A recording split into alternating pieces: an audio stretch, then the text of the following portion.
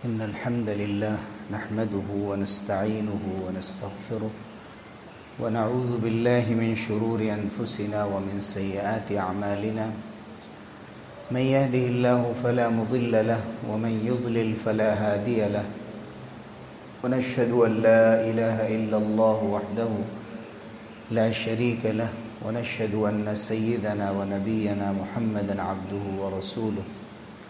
أما بعد فأعوذ بالله من الشيطان الرجيم بسم الله الرحمن الرحيم ولا تقولوا لمن يقتل في سبيل الله أموات بل أحياء ولكن لا تشعرون۔ حضرات گرامی، آج عاشورہ کا مبارک دن تھا جس میں عملی طور پر ہماری سب سے بڑی ذمہ داری یہ ہوتی ہے کہ اس دن کا جو افضل ترین روزہ ہے اور حضور اکرم صلی اللہ علیہ وسلم نے اسے مسنون قرار دیا اپنے عمل کے ذریعے سے، اس روزے کو ہم رکھیں اور یہ روزہ گناہوں کی معافی کا ذریعہ ہے اور ایک سال کی گناہوں کا، خاص طور سے ایسے گناہ جو چلتے پھرتے عام زندگی میں انسان سے ہوتے رہتے ہیں، تو اللہ تعالیٰ نے اس پر حضور اکرم صلی اللہ علیہ وسلم کی زبانی مغفرت کا وعدہ فرمایا۔ اس کا ہمیں یقین ہونا چاہیے اور اس یقین کے ساتھ الحمدللہ ہم نے حسب توفیق 1 یا 2 روزے رکھے، مزید رکھنے کا ارادہ ہو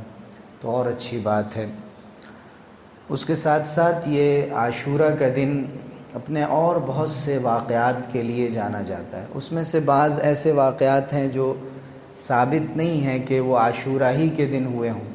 یعنی دنیا میں جتنے اہم واقعات ہیں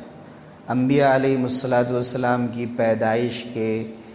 یا کسی اور خاص قسم کے واقعے کے، جس نبی کے ساتھ بھی کوئی اہم واقعہ ہوا ہے اس کو لوگ عاشورہ کے ساتھ جوڑ دیتے ہیں کہ یہ عاشورہ ہی کے دن ہوا، اور بہت سی تاریخی روایتوں میں ہمیں یہ بات ملتی بھی ہے، قیامت کے دن کے بارے میں بھی کہ عاشورہ ہی کے دن قیامت آئے گی، لیکن ان میں زیادہ تر روایتیں ثابت نہیں ہیں۔ صرف یہ روایت کہ اللہ تعالیٰ نے حضرت موسیٰ علیہ السلام کو اور ان کی قوم کو فرعون کے ظلم سے اسی دن نجات عطا فرمائی تھی، یہ تو اس روایت میں ہے جس میں عاشورہ کے روزے کی افضلیت بیان کی گئی۔ اس کے ساتھ ساتھ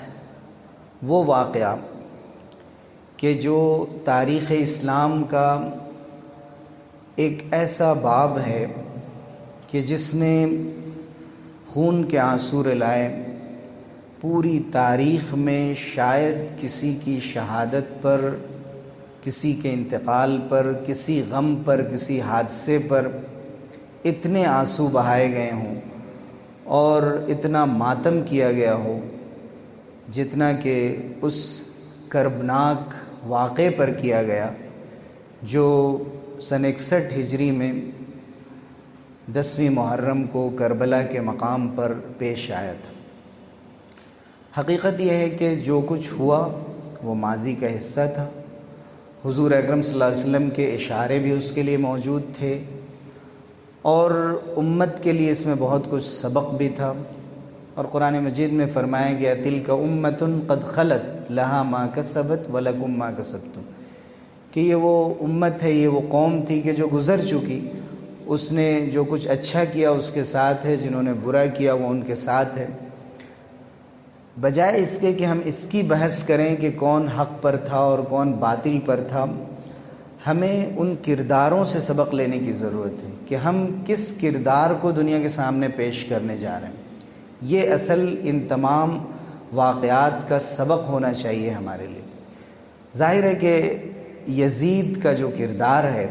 اور خود اس کی اخلاقی حیثیت ہے اور اس کی شخصیت ہے وہ بہت مشکوک ہے، اور عام طور سے اس زمانے تک صحابہ کرام رضی اللہ عنہم اجمعین اور ان کے خاندان کے افراد کے اندر جو عبادت کا ذوق و شوق، جو اخلاقی بلندی، جو ایک عام مومن کی زندگی ہوتی ہے، ایسی پہچان یزید کی نہیں تھی۔ بہت سی اخلاقی خرابیاں اس کی زندگی میں داخل تھیں۔ اس کے ساتھ ساتھ پھر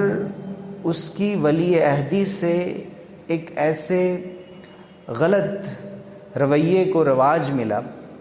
اور ایک ایسی داغ بیل پڑی ایک ایسی چیز کی جس کا اسلام میں گزر نہیں تھا، کہ حضرت معاویہ رضی اللہ عنہ نے ان کو ولی عہد بنا دیا، اور ان کے بعد فوراً یزید نے اعلان کر دیا کہ سب لوگ ہماری بیعت کریں ہمارے ہاتھ پر آ کر۔ اس کا موقع نہیں دیا کہ جو لوگ سوچ سمجھ رکھنے والے، غور و فکر کرنے والے ہیں، وہ اس نظام کے مطابق کسی کو اپنا امیر بنائیں جو حضور اکرم صلی اللہ علیہ وسلم نے طے فرمایا۔ جس طرح حضرت ابوبکر صدیق رضی اللہ عنہ کو خلیفہ بنایا گیا، جس طرح حضرت عمر رضی اللہ عنہ کو خلیفہ بنایا گیا، جس طرح حضرت عثمان و علی رضی اللہ عنہما کو خلیفہ بنایا گیا، اور اس میں صحابہ کرام کا مشورہ شامل تھا۔ اور یہی فرق ہے جمہوریت اور خلافت میں، جو بنیادی فرق ہے۔ خلافت کو اگر آپ اسلامی جمہوریت کہیں تو اس کے خد و خال اور اس کا جو نقشہ ہے وہ ذرا مختلف ہے۔ دونوں میں لوگوں سے رائے لی جاتی ہے، لیکن جمہوریت میں عوام سے رائے لی جاتی ہے کہ ہر شخص جس کے اندر فیصلے کی صلاحیت ہو نہ ہو، وہ جس کے پاس بھی کارڈ ہے، جو شہری ہے، وہ اپنی رائے دے سکتا ہے کسی کے لیے۔ لیکن خلافت میں یہ ایک بنیادی فرق ہے کہ وہاں خاص لوگ جو ارباب حل و عقد جن کو کہتے ہیں، کہ جن کے اندر علم ہو، سمجھ ہو، تجربہ ہو، وہ چند لوگوں کی ایسی کمیٹی ہو جو شورائی کمیٹی ہو، جو مشورہ کر کے اور صحیح نتیجے تک پہنچ سکتے ہوں،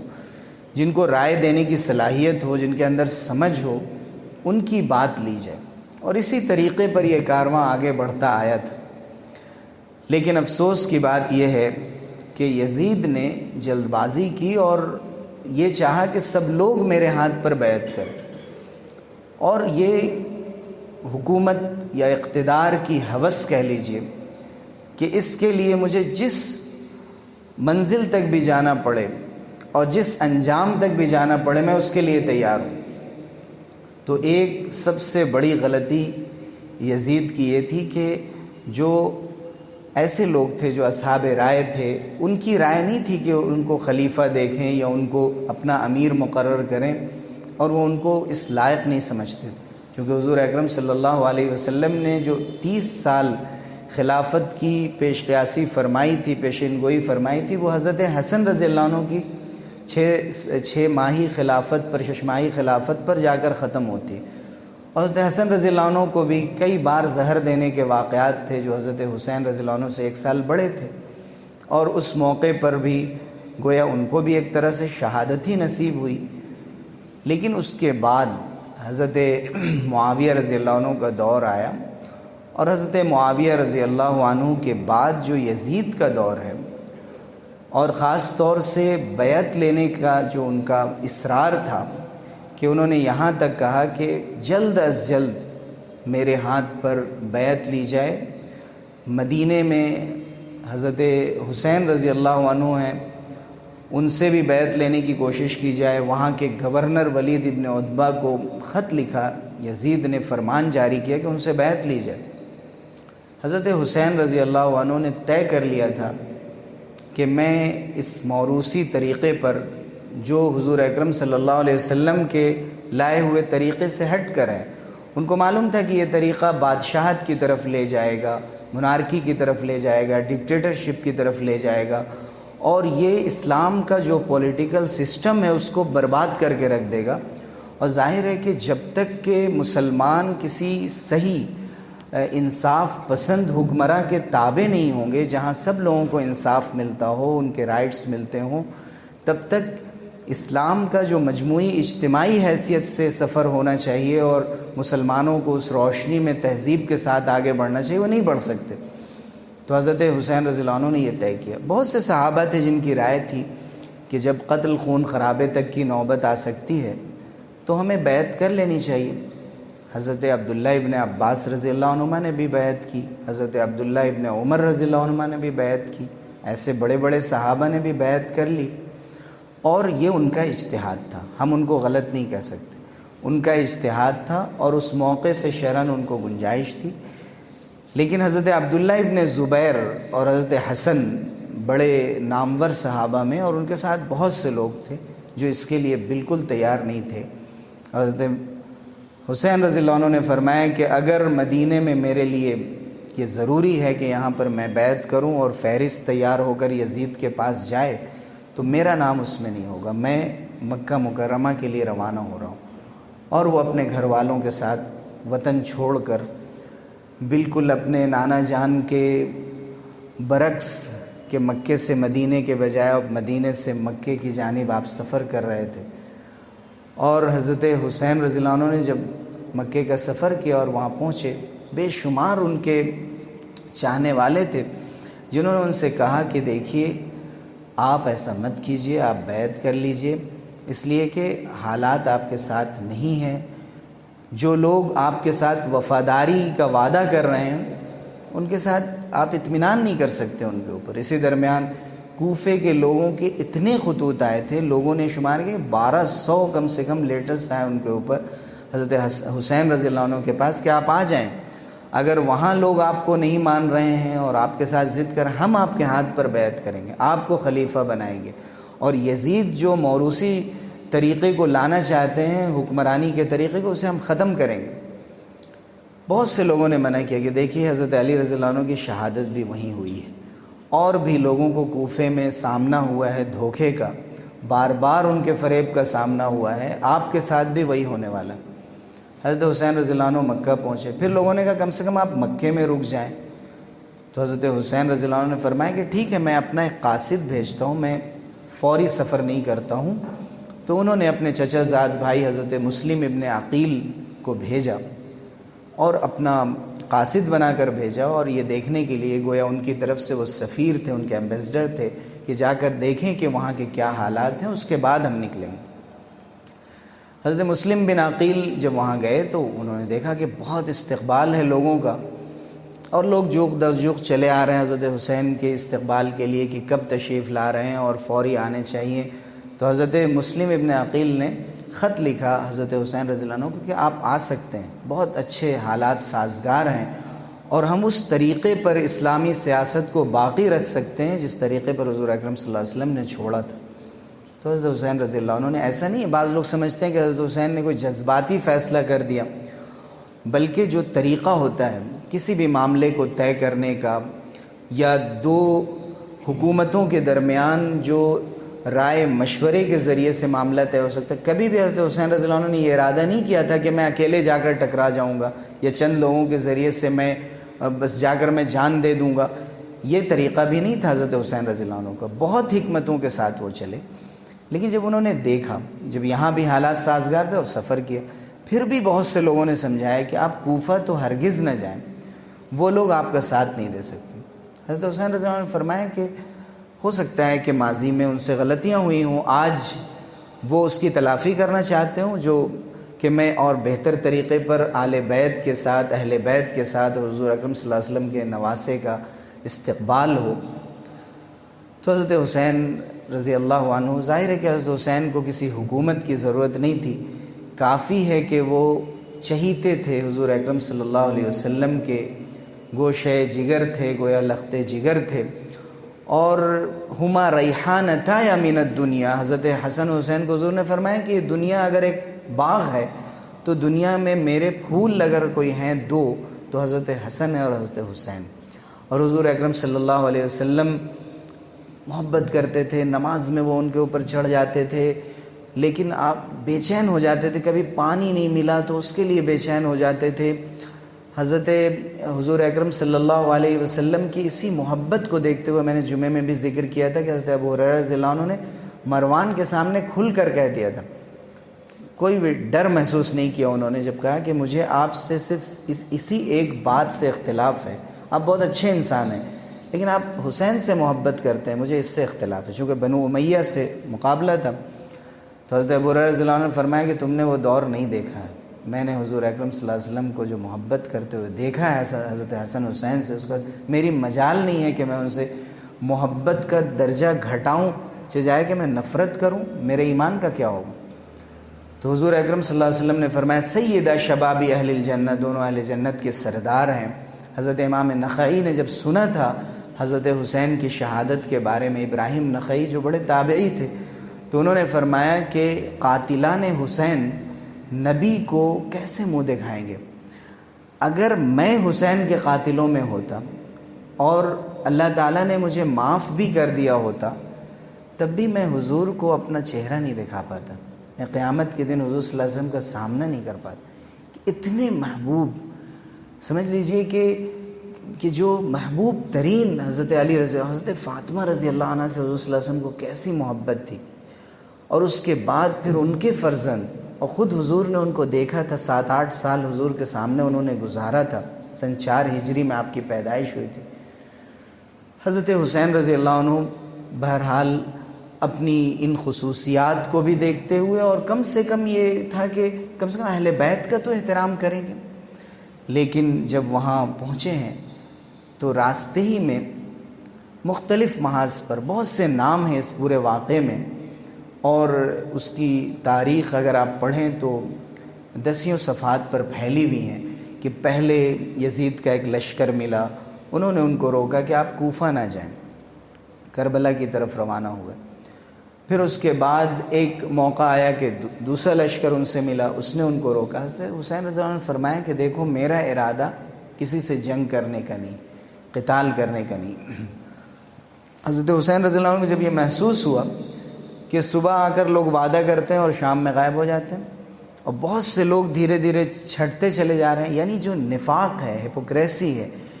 یہ جڑ ہے اسلام کی اجتماعیت کو بکھیرنے اور مسلمانوں کے معاشرے کو جس چیز سے سب سے بڑا نقصان پہنچا وہ یہی کہ وعدہ کیا، بلایا، اور اس کے بعد وہاں ملے بھی، پھر دوسری جگہ پر ملاقات ہو تو چند لوگ غائب ہیں، پھر جو اہم ذمہ، حضرت حسین رضی اللہ عنہ نے ایک ایک کا نام لے کر کہا تمہارے خطوط میرے پاس محفوظ ہیں، اے فلاں ابن فلاں، کیا تم نے مجھے خط نہیں لکھا تھا؟ کیا تم نے مجھ سے یہ وعدہ نہیں کیا تھا؟ خاموش، وہاں سے یا تو نکل جاتے تھے اس مجلس سے یا کچھ جواب ہی نہیں دیتے تھے، یعنی انہوں نے طے کر لیا تھا کہ ہمیں حضرت حسین رضی اللہ عنہ کو بلانا ہے اور دشمن کے حوالے کرنا۔ حضرت حسین رضی اللہ عنہ نے ایک موقع سے جب دیکھا کہ اتنا بڑا لشکر ہے اور کہیں 1000 کا لشکر کھڑا ہوا ہے، پھر آگے کسی محاذ پر، تو حضرت حسین نے فرمایا کہ دیکھو میں لڑنا نہیں چاہتا، یا تو مجھے مکہ مکرمہ واپس ہو جانے دو، لیکن میں نے نہیں چاہا تھا کہ مکہ مکرمہ میں خون خرابہ ہو یا مدینے میں خون خراب ہو، میں وہاں رہ کر بھی یہ معاملات طے کر سکتا تھا، کہ میں وہاں سے اسی لیے نکلا ہوں۔ تو ایک بڑی حکمت حضرت حسین رضی اللہ عنہ کے نکلنے کی یہ تھی کہ جب انہوں نے بھانپ لیا تھا کہ یہ سب ہونا ہے، تو انہوں نے سوچا کم سے کم یہ مقامات مقدسہ اس سے محفوظ رہ جائیں، حرمین شریفین محفوظ رہ جائیں، اور وہاں سے وہ باہر نکل گئے اور اس کے لیے وطن چھوڑا، اپنے پورے گھر والوں کو لے کر نکلے۔ حضرت حسین رضی اللہ عنہ نے فرمایا کہ یا تو مجھے مکہ واپس چلے جانے دو، یا یزید جو تمہارے امیر ہیں اور تمہارے حکمراں ہیں جن سے ہمارا معاملہ ہے ان سے ملنے دو، ہم بیٹھ کر آپس میں بات کر لیں گے، آمنے سامنے بات کر لیں گے، یا مسلمانوں کی کوئی بھی قریبی سرحد آتی ہو تو مجھے وہاں جانے دو، ہم اپنے لوگوں کو لے کر وہاں چلے جاتے ہیں۔ لیکن کسی ایک بات کے لیے وہ تیار نہیں تھے۔ پھر حضرت حسین رضی اللہ عنہ کا ایک موقع یہ آیا کہ انہوں نے پانی روک دیا۔ حضرت حسین رضی اللہ عنہ، ان کے چھوٹے چھوٹے افراد جو گھر کے بچے تھے وہ بلک رہے ہیں، ان کے گھر کی خواتین بلک رہی ہیں، حضرت حسین رضی اللہ عنہ کا خود پیاس کے مارے برا حال، لیکن پانی کے لیے حضرت حسین رضی اللہ عنہ خود نکلے، آگے گئے، ہر جگہ، یعنی جیسے کوئی شقی بدبخت کسی دشمن کے ساتھ جو جانی دشمن ہو اور ملکوں سے جیسے مقابلہ ہوتا ہے اور اس وقت کسی کا کوئی احترام نہیں رہ جاتا ہے، انہوں نے اس طرح سے سلوک کیا کہ کچھ بھی ماننے کو تیار نہیں۔ اور انہی میں سے بعض لوگ شرم محسوس کرتے، حسین کا چہرہ سامنے دیکھتے تو کہتے بھائی نبی کے نواسے ہیں، ذرا پیچھے ہٹ جاؤ، مت بولو، اس طرز سے بات مت کرو، اس لہجے میں بات مت کرو، ایک دوسرے کو منع بھی کرتے۔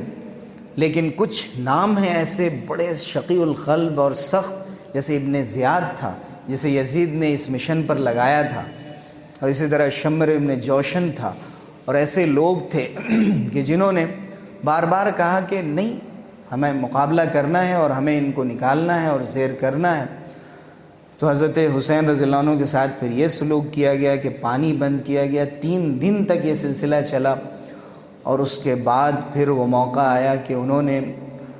پھر آپس میں مشورہ ہوا، اور کسی نے کہا کہ تیر چلانا چاہیے، کسی نے کہا پیچھے ہٹ جانا چاہیے، اور کسی شقی بدبخت نے آخر تیر چلا ہی دیا۔ حضرت حسین رضی اللہ عنہ نے وقت مانگا کہ کم سے کم رات میں مجھے عبادت کرنے دو،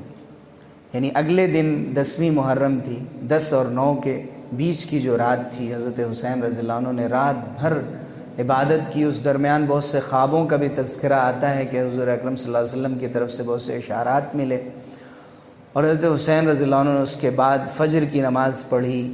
اور بعض روایت میں کہ فجر کی نماز میں ہی حضرت علی رضی اللہ عنہ کی طرح ان کو شہید کیا گیا، لیکن زیادہ صحیح بات یہ ہے کہ زوال تک ان کو وقت ملا، اور پھر ظہر کی نماز بھی حضرت حسین رضی اللہ عنہ نے ادا کی، اور اس کے بعد ان کو جیسے ان کے بہت سے گھر کے افراد کو شہید کیا گیا، ویسے حضرت حسین رضی اللہ عنہ پر بھی بدبخت شقی نے آپ پر نیزہ چلایا، تیر چلائے، اور آپ کے جسم پر 10 نشانات تھے۔ اس جسم اطہر پر جسے حضور اکرم صلی اللہ علیہ وسلم نے بوسہ دیا تھا، جسے چوما تھا، اس لب پر حضرت حسین رضی اللہ عنہ کی شہادت کے بعد بھی ان لبوں پر بعض لوگوں نے اپنی لکڑیوں کے ذریعے سے اشارہ کیا، تو دوسرے انہی کے لوگ جو اس میں جرم میں شریک تھے وہ کہتے تھے بھائی کم سے کم یہ تو مت کرو، ان لبوں پر نبی اکرم صلی اللہ علیہ وسلم نے بوسہ دیا، ان کو چوما ہے۔ یعنی ہم اس کا تذکرہ نہیں کر سکتے، لوگ ان کا تذکرہ کر کے روتے ہیں، ماتم کرتے ہیں، لیکن جس دردناک انداز سے یہ سارے واقعات سامنے آئے ہیں، ہمارے پاس وہ جگر نہیں ہے کہ ہم اس انداز سے اس کو ذکر کریں، اور نہ اس کا کوئی فائدہ ہے۔ بس یہ ذہن میں رکھنا چاہیے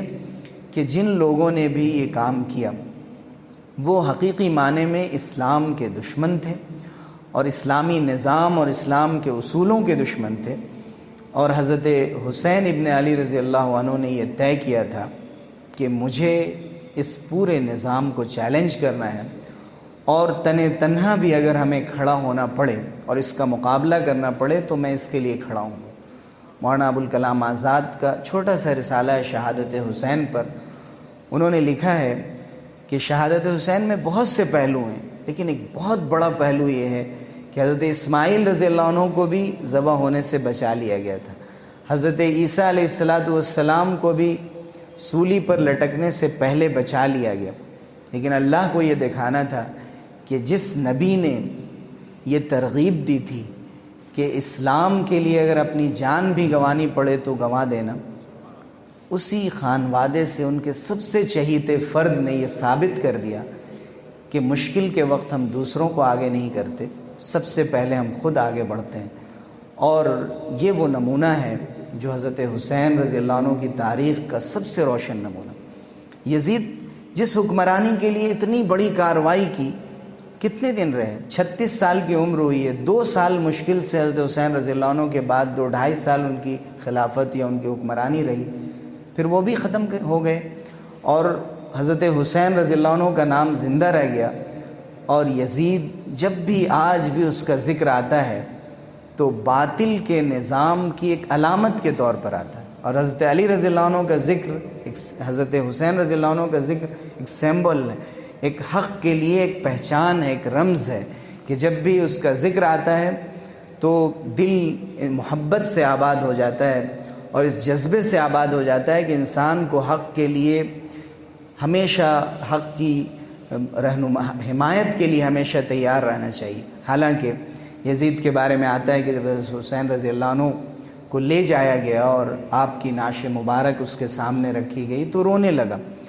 اور اس نے یہ کہا کہ میں نے یہ نہیں کہا تھا کہ تم بالکل حضرت حسین پر حملہ کر دینا یا تم ان کی جان لے لینا، ان کو شہید کر دینا،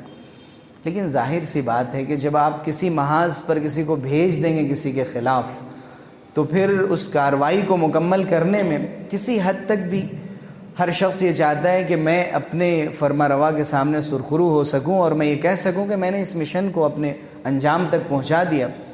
تو یزید ہو سکتا ہے کہ اس وجہ سے بھی بعد میں ان کو شرمندگی ہوئی ہو کہ اس بات پر اتنا لعن طعن ہوا اور اتنی زیادہ سرزنش ہوئی کہ یزید کو محسوس ہوا کہ یہ بہت بڑی غلطی ہو گئی، اور اس بارے میں مجھے واضح ہدایت دینی چاہیے تھی کہ ہرگز ہرگز بھی نواسہ رسول کی گردن تک نہیں پہنچتی۔ لیکن ظاہر ہے کہ یزید کی طرف سے اگر اتنی سخت ہدایت ہوتی تو یہ کام نہیں ہوتا۔ یزید کے گھر کی عورتیں رونے لگیں، چیخ چیخ کر رونے لگیں کہ یہ کیا کر دیا تم نے۔ اور حضرت حسین رضی اللہ عنہ کے گھر کے جو افراد بچ گئے تھے، جیسے کہ علی اصغر جو ان کے چھوٹے بیٹے تھے، گھر کی بعض افراد تھیں، خواتین خانہ تھیں، ان کو لے کر پھر انہوں نے دوبارہ واپس حجاز کا سفر کیا۔ اس حضرت حسین رضی اللہ عنہ کے اس واقعے یا اس کردار کا ایک سبق تو جو ابھی ہم نے ذکر کیا، ایک دوسرا بڑا سبق حضرت حسین رضی اللہ عنہ کی زندگی میں یہ ہے کہ ہمیشہ اپنی زندگی کا ایک اصول متعین کرنا چاہیے۔ یہ نہیں ہے کہ چلو تم ادھر کو ہوا ہو جدھر کی، بلکہ ہمیشہ یہ بات ذہن میں رکھنی چاہیے کہ جو پاسبان حرم ہیں، علامہ اقبال نے جس کے بارے میں کہا کہ غریب و سادہ و رنگی ہے داستان حرم، نہایت اس کی حسین ابتدا ہے اسماعیل۔ یعنی اسماعیل علیہ السلام سے جس قربانی کو پیش کرنے کا آغاز ہوا تھا، شروعات ہوئی تھی، حضرت حسین رضی اللہ عنہ کے ذریعے سے وہ اپنے عروج پر پہنچتی ہے۔ اور یہ جو داستان ہے حرم کی، وہ بہت ہی غریب و سادہ ہے، بہت سادگی کے ساتھ ہے، اور بڑی اجنبیت کے ماحول میں ہے کہ کبھی کبھی انسان حق کے لیے بالکل اکیلا رہ جاتا ہے، کبھی بہت تھوڑے سے لوگ رہ جاتے ہیں۔ لیکن حق اور باطل پر ہونے کی پہچان افراد کی تعداد سے کبھی نہیں ہوتی ہے کہ تعداد پر جدھر زیادہ لوگ ہیں وہ حق پر ہیں اور کم ہیں تو وہ باطل پر ہیں، بلکہ حق اور باطل پر ہونے کا فیصلہ ہمیشہ اصولوں کی روشنی میں ہوتا ہے۔ اور اصولوں کے اعتبار سے دیکھا جائے تو حضرت حسین رضی اللہ عنہ نے یہ ثابت کر دیا کہ ہمیشہ کے لیے کبھی بھی کوئی بھی موقع ہو، انسان کو اپنے اصولوں کے لیے کبھی بھی اس سے پیچھے نہیں ہٹنا چاہیے۔ اور ضروری نہیں ہے کہ ہمیشہ انسان اپنی جان ہی دے دے، لیکن یہ کوشش کرنی چاہیے کہ اس کے لیے ہمیں بڑی سے بڑی قربانی بھی دینی پڑے، یہاں تک کہ آخری جو قربانی سمجھی جاتی ہے، اور انسان کے لیے اپنی جان بہت عزیز ہوتی ہے، اسی لیے شہداء کا اتنا مقام ہے کہ پھر وہ اس کی بھی پرواہ نہیں کرتے کہ اصولوں کے سامنے اور اسلام کی کسی تعلیم کے تحفظ کے لیے اگر اس کی بھی ضرورت پڑے تو ہم اس کے لیے بھی تیار ہیں۔ اور اللہ تعالیٰ نے فرمایا کہ شہیدوں کو کبھی بھی تم یہ مت کہو کہ وہ اموات ہیں، وہ مر چکے ہیں، بلکہ وہ زندہ ہیں، لیکن تم محسوس نہیں کرتے، ان کے رب کی طرف سے انہیں رزق دیا جاتا ہے۔ تو حضرت حسین رضی اللہ عنہ کی شہادت اور آپ کی زندگی کے یہ دو اہم پیغام تھے، اور اس کے علاوہ بھی اس کے ذیل میں آپ بہت سے سبق اس سے لے سکتے ہیں۔ حضرت حسین رضی اللہ عنہ کو زیادہ وقت حضور صلی اللہ علیہ وسلم کے ساتھ نہیں ملا تھا، اس لیے بہت زیادہ حدیثیں آپ رضی اللہ عنہ نے روایت نہیں کی، لیکن حضرت ابوبکر صدیق رضی اللہ عنہ کے دور میں بھی، حضرت عمر رضی اللہ عنہ کے دور میں بھی، ہر دور میں آپ کو وہی محبت حاصل رہی جو حضور اکرم صلی اللہ علیہ وسلم کے دور میں حاصل تھی۔ اور ایک آخری بات کہ حضرت حسین رضی اللہ عنہ کا صرف یہی ایک کارنامہ نہیں تھا، حضرت عثمان رضی اللہ عنہ کی جو شہادت ہوئی تھی، اس وقت بھی حضرت علی رضی اللہ عنہ نے جن لوگوں کو حضرت عثمان کی نگرانی کے لیے لگایا تھا کہ دشمن ان کے پاس گھسنے نہ پائیں، حسن حسین کو بھی وہاں پہرے دار مقرر کیا تھا کہ تم حضرت عثمان رضی اللہ عنہ کی حفاظت کرنا۔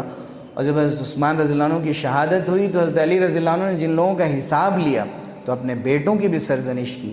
اور حضرت علی رضی اللہ عنہ نے بھی اپنے کردار سے یہ ثابت کیا کہ ہمیشہ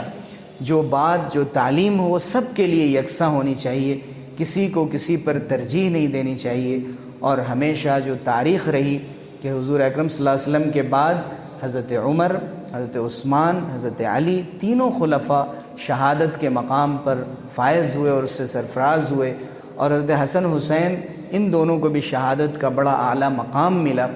اور یہ تاریخ اسی سے زندہ ہے۔ الجنت تحت ظلال السیوف، کہ جنت تلواروں کے سائے کے نیچے ہے، یہ بات ایسے ہی نہیں کہی گئی، اور ایک مسلمان کا ایمان اس وقت تک مکمل نہیں ہے جب وہ کسی بھی رات سوئے تو بغیر اس تمنا کے سو جائے کہ مجھے شہادت کی موت ملے، بلکہ اس دعا کے ساتھ اور اللہ تعالیٰ سے اس وعدے کے ساتھ کہ اے اللہ، میں آپ کے دین کے لیے ہر طرح کی قربانی دینے کو تیار ہوں، اور اگر آپ مجھے مقام شہادت عطا فرما دیں تو اس سے بڑھ کر میرے لیے کوئی خوش بختی نہیں ہے۔ اللہ تعالی ہم سب لوگوں کو اس سے سرفراز فرمائے اور اس کی سمجھ عطا فرمائے، حضرت حسین رضی اللہ عنہ کے نقش قدم پر چلنے کی توفیق عطا فرمائے۔ وآخر دعوانا الحمدللہ۔